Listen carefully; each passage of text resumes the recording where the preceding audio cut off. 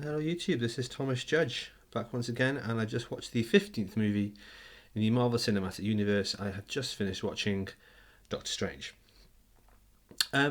Overall, this is a pretty good movie. At this point, you can really see that the Marvel Cinematic Universe has hit its stride. It's very much got a Marvel formula and a particular sort of cadence and style to the Marvel films, and Doctor Strange is exactly that from start to finish. It is a classic origin story, much like Iron Man, much like even the first Thor movie, Captain Marvel. They all seem to have a similar sort of feel and rhythm and pacing, a combination of action, humour, and stakes, and all that sort of stuff. And this is no different. So this was entirely capable, entirely competent, pretty effective. Let's dive into it. What things stood out to me about this movie? Benedict Cumberbatch's terrible accent. Given that I'm based in the UK, I'm used to hearing him speak with his normal British accent, and so listening to him try to do this affectation of a US accent was just agonising, to be honest. Otherwise, in terms of the audio, it's a surprisingly good soundtrack to this movie. I totally forgot that was the case. It's very good, it's very haunting, it's very classical, it's quite different to all the other movies. So good stuff. Otherwise, the casting was excellent.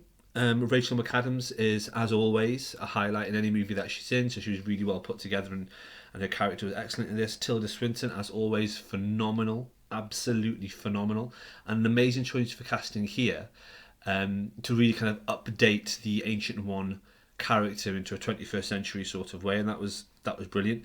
And of course, the actor that played Mordo, I think.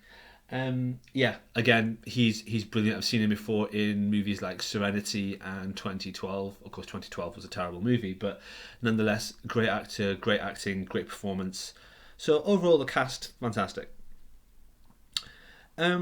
Yeah, the film is basically just pretty competent, pretty good, pretty solid throughout. Obviously, it starts off with him damaging his hands and then going to Nepal. The only thing I really want to say about this movie is just one thing that occurred to me watching it now the second time through, which never occurred to me the first time round, and that's the pacing of this movie. The movie starts off with the usual origin montage of Doctor Strange trying to get himself together, and that takes you up to about 47 minutes in, and I paused it and checked this. And then from 47 minutes in until subsequently 63 minutes later in the end of the movie, that's all one continuous scene. I don't mean it's one continuous shot. This isn't something like Birdman, but this is a case of literally all the events happen relatively within real time. So I'll explain what I mean. He goes to Nepal, he becomes a student, he's learning a few bits and pieces, and then there's the scene where he goes to get the Eye of Agamotto. He sort of sneaks in, uses it a little bit, gets caught. Then there's an explanation of what the Sorcerer Supreme do. And this is the important thing. He uses the Eye of Agamotto, gets an explanation of what the Sorcerer Supreme actual job is to fight Dormammu.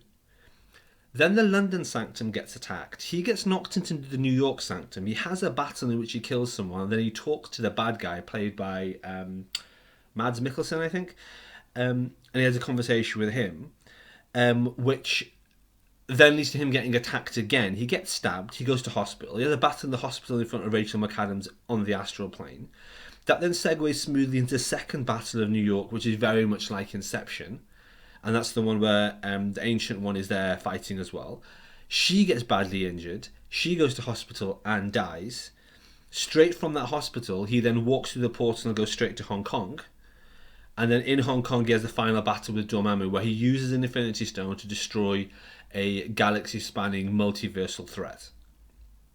So just to clarify, like, at no point do they stop for food. At no point do they stop for food. There's no overnight scenes. There's no montage. It's not like that scene where he sneaks in and uses the Eye of Agamotto happens, and then we're just using a bunch of cinematic editing techniques to actually compress the next 6 months of battle and fighting and adventuring into one thing. No, like literally, he sneaks in, finds the Eye of Agamotto, and about an hour and a half of his own subjective time and life later, he saved the universe. It just seems a bit weird. Like, watching the movie, it works perfectly fine. It works perfectly fine. It flows well and is really well put together. But watching it a second time round, I was just like, really? Because he sneaks into this room and he can barely make an apple go mouldy and then unmouldy.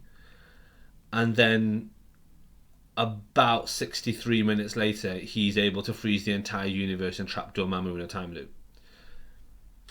That escalated quickly, didn't it? Yeah, that's all I want to say.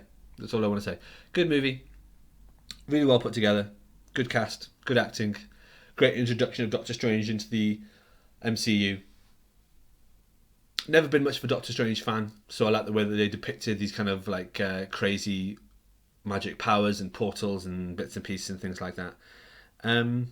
Yeah, good and solid movie. And tomorrow I'm going to be watching Guardians of the Galaxy Volume 2. As always, please like, comment, subscribe. As always, support the channel by heading over to Amazon.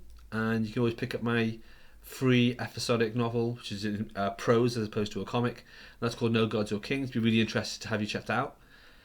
And of course, follow along at home and let me know how you're getting on with the quarantine.